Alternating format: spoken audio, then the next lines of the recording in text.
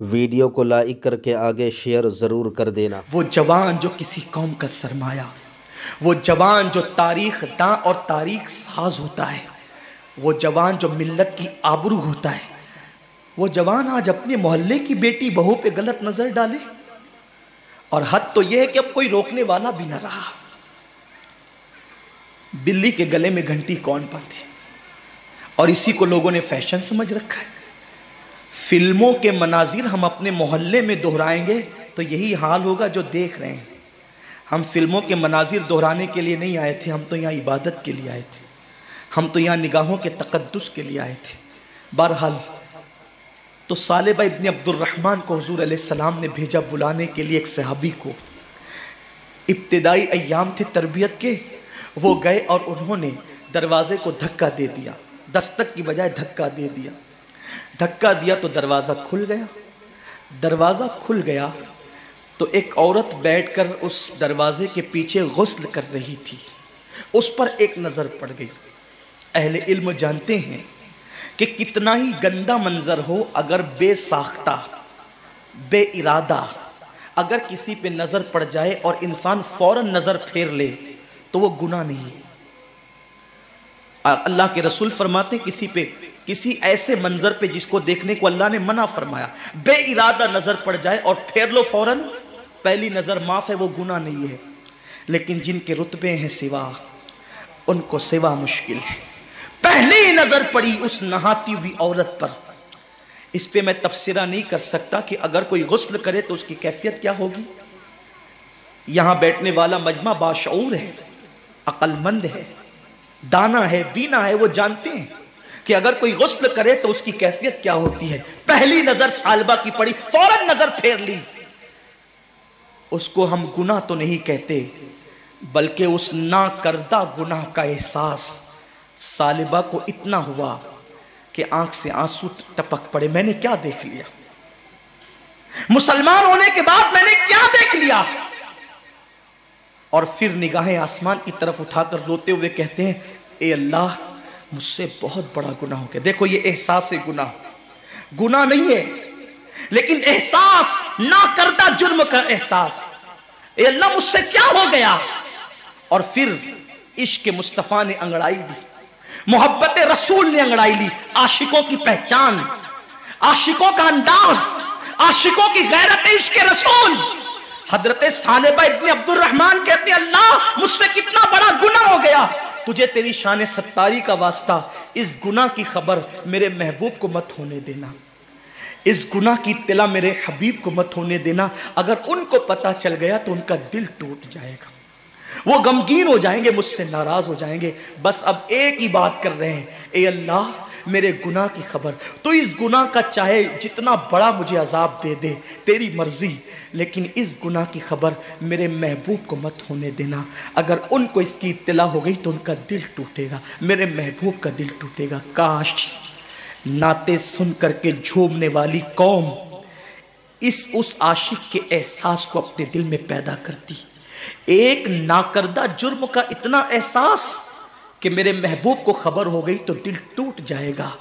यहां तो रमजान शरीफ में भी दाढ़ियां मुड़ाकर गटरों में फेंक रहे हैं, यहां तो सूद के हराम के लुक्मों से इफ्तार कर रहे हैं। इफ्तार पार्टियां हो रही है मुसलमानों की। किसको बुला रहे हैं? जिनके पेट नहीं बल्कि उनका हलक भी भरा हुआ है। इफ्तार पार्टियों में मधु उनको किया जा रहा है जिनके हलक भी भरे हुए और जो रोजे से नहीं है, और जो भिवंडी के मुजाफात में, मालेगांव के मुजाफात में, बंबई के मुजाफात में जो रोजेदार बच्चियां अपनी मां से इफ्तार के वक्त कह रही है, मां खजूर भी आज हमारे घर ना आ सकी, इफ्तार का इंतजाम तो कर, उनके लिए कोई नहीं सोचती। ये मुसलमानों की इफ्तार पार्टियां, ये मुसलमानों का अंदाज है इफ्तार कराने का। जिनके रोजे नहीं उनके लिए दस्तरखान बिछाए जा रहे हैं, और जो पानी पे इफ्तार कर रहे हैं, खजूर खा करके जो इफ्तार कर रहे हैं, उनका किसको ख्याल है। मेरे आका फरमाते हैं ये रमजान शरीफ गरीबों के साथ गम गुसारी का महीना है, गरीबों की गमखारी का महीना है। अम्मा आयशा सिद्दीका सलामुल्लाह अलैहा फरमाती है हुजूर ऐसी सखावत करते थे जैसे दरिया माह रमज़ान शरीफ में। हुजूर तो सखी बहुत थे, लेकिन रमज़ान शरीफ में सखावत का अंदाज ऐसा हो जाता था जैसे दरिया बह रहा है। पड़ोस में बच्चियां भूखी तरस रही है, जिनके यहाँ सहरी का इंतजाम नहीं, और हम सहरी के बाद खाने को घर के आंगन में फेंक रहे हैं। क्या अंदाज है। और फिर कहते हैं कि हम तबाह क्यों हो रहे हैं। अब तो मुसलमान काफिरों को इफ्तार कराते। ये गैरत ईमानी है लोगों की, काफिरों के साथ इफ्तार पार्टियां हो रही। अल्लाह से डरो मुसलमानों, अल्लाह से डरो, रब का कुछ खौफ करो। अगर तुमने हलक तक खाने वालों को खिलाया और उन गरीबों को सिसकियां लेने पे छोड़ दिया तो कयामत के दिन कहीं ऐसा ना हो कि तुम्हारे रोजे तुम्हारे मुंह पे मार दिए जाएं। अल्लाह के रसूल ने नहीं फरमाया कि जो पेट भर के खा के सो जाए और उसका पड़ोसी भूखा हो, ऐसा बंदा कामिल मोमिन नहीं हो सकता।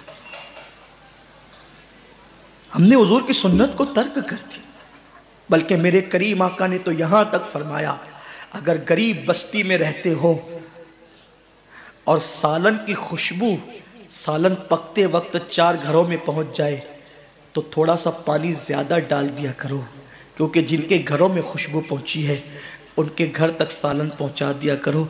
अगर उनका दिल उस खुशबू से टूट गया तो अल्लाह तबारक व तआला उस मामले में भी तुमसे पूछ गछ कर सकता है। फिक्र कहाँ है। एक बुजुर्ग से पूछा गया इस्लाम कहाँ है, फरमाया किताबों में। मुसलमान कहाँ है, तो कहा कब्रों में। इस्लाम किताबों में और मुसलमान कब्रों में।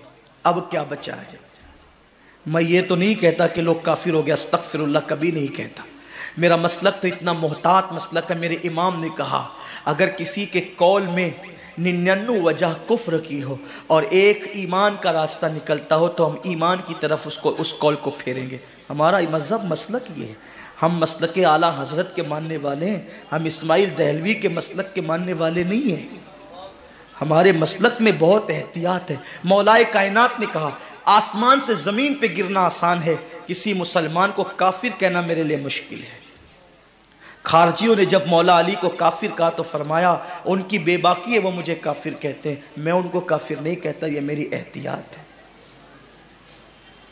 मैं आपको काफिर कहने अस्तगफिरुल्लाह कभी भी नहीं कह सकता, तसव्वुर नहीं कर सकता।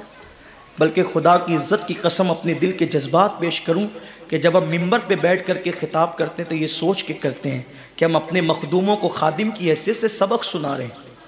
अल्लाह इनकी दुआओं की बरकत से हमारी निजात का सामान कर देगा। हमारा तसव्वुर ये होता है, हम इस तसव्वुर के साथ आपके पास बैठते हैं और आते हैं। लेकिन सोचो तो सही, हमारे असलाफ ने क्या कहा। मजहब किताबों में है, मुसलमान कब्रों में है। अब क्या है। किसी ने कहा ना कि गलत है, मुसलमान मारा गया, वो एक तस्वीर थी जो मिटा दी गई। कहीं हम तस्वीर मुस्लिम तो नहीं बन गए। सालेबा इब्ने अब्दुल रहमान अर्ज करते अल्लाह जितना बड़ा चाहे तो मुझ पे अजाब डाल दे, लेकिन मेरे महबूब को इसकी इत्तला नहीं होने दे। हालांकि ये उनकी इश्क की बोली थी, वरना आलिम माकाना उमा यकून से क्या छुप सकता था। जिसकी निगाहों से खुदा की ज़ात न छुपी, उसकी निगाहों से किसके आमाल छुप सकते थे। वो तो शाहिद है, शहीद है, वो बसीर है, वो आलिम माकाना उमा यकून है। और अंबिया की उम्मत की आमाल पे जो गवाही देंगे, क्या वो अपनी उम्मत की आमाल से बेखबर रहेंगे। मेरे इमाम ने कहा है फरियाद उम्मती जो करे हाल जार में, मुमकिन नहीं कि खैर बशर को खबर न हो। वल्लाह वो सुन लेंगे, फरियाद को पहुंचेंगे। इतना तो हो कोई कि आह करे दिल से।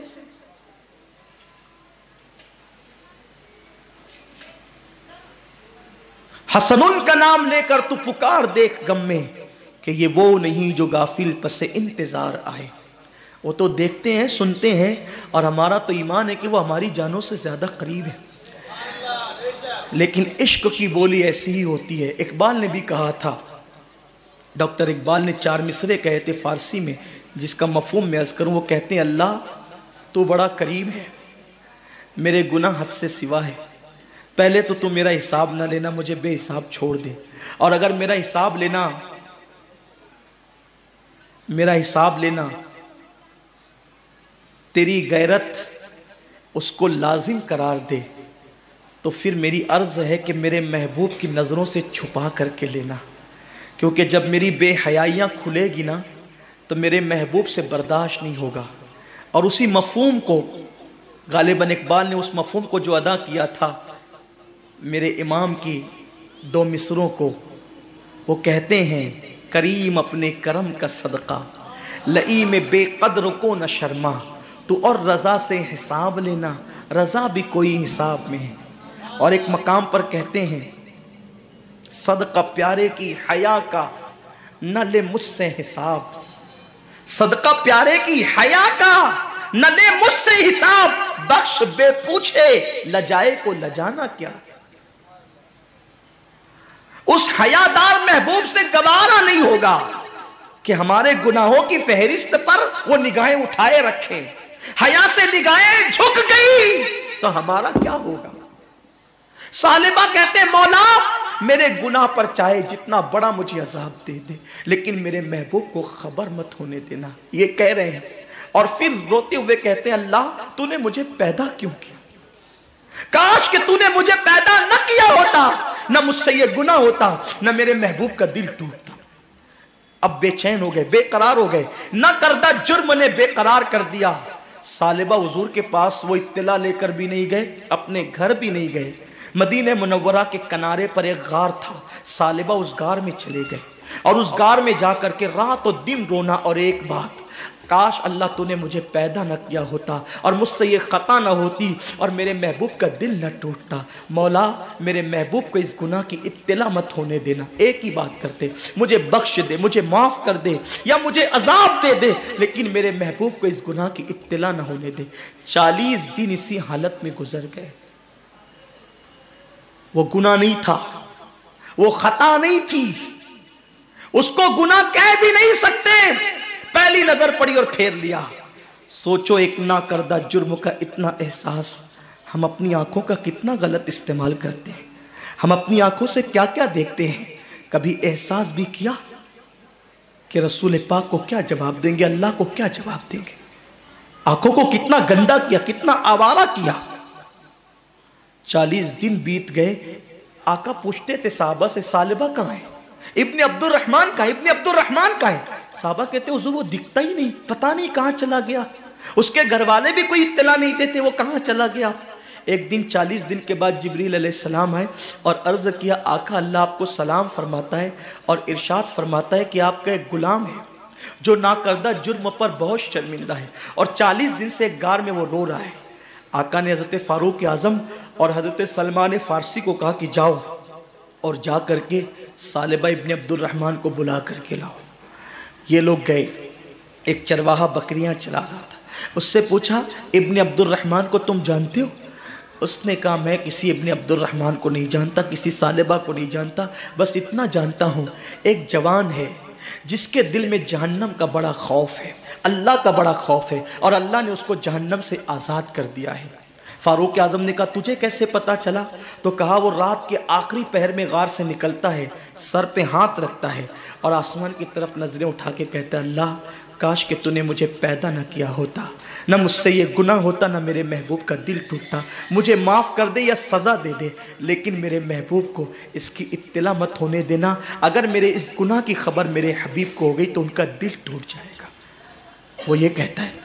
फारूक आज़म ने हज़रत सलमान से कहा सलमान हम जिसको ढूंढने आए थे वो मिल गया। चरवाहे से कहा वो कहाँ है? कहा मैं उस गार को नहीं जानता, अगर मिलना है आखिरी पहर का इंतज़ार करो, वो रात के आखिरी हिस्से में आता है। फारूक आज़म इंतज़ार करने लगे। रात आखिरी आ गई, वो फिर रोते हुए आए, सर पे हाथ रखा, इसी तरह रोते रहे और मचलते रहे। फारूक आज़म गए, उनको अपने सीने से लगाया, सालिबा